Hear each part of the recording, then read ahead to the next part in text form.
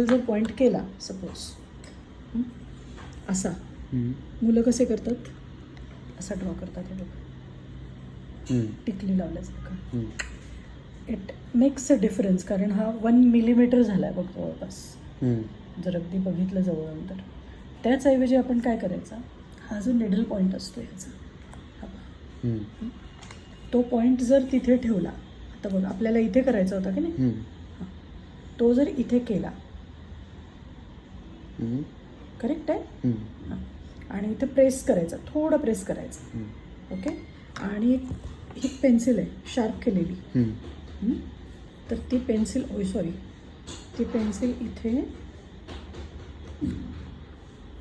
Point करायची.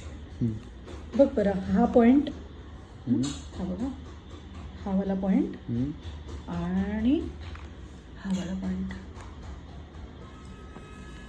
फरक आहे का, है ना. म्हणजे जो लाईनवर जरी असता तरी तो बारीक बरोबर आला असतो त्याच याचा, याला म्हणतात निडल पॉईंट टेक्निक.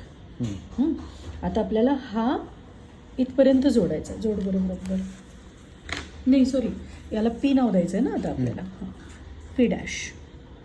वेगळं पण देऊ शकतोस तू जर गडबड होत असेल तर. आता परफेक्ट वाटतंय की नाही, म्हणजे पेन्सिल बरोबर तिथे अशी खड्ड्यात जाते अशी बरोबर. हां, आता काय करणार आपण, डिस्टन्स किती घेणार आहे आपण, OP म्हणजे OP dash.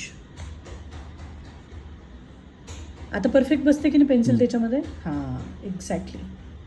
And then yes, this is minus root 2. Great, nice. म्हणजे पेन्सिल पॉईंट कळणं बरोबर, म्हणजे निडल पॉईंट आणि पेन्सिल पॉईंट. हा जर आपण वापरला हा, तर हा झाला निडल पॉईंट, आणि त्याच्यातच जर गोल फिरवला तर ही पेन्सिल पॉईंट होते. अर्थात ही पेन्सिल नाही घ्यायची कधीच, ही नाही वापरायची, वेगळी पेन्सिल घ्यायची अशी, ओके, आणि त्याच्याने पॉईंट करायचा, राईट.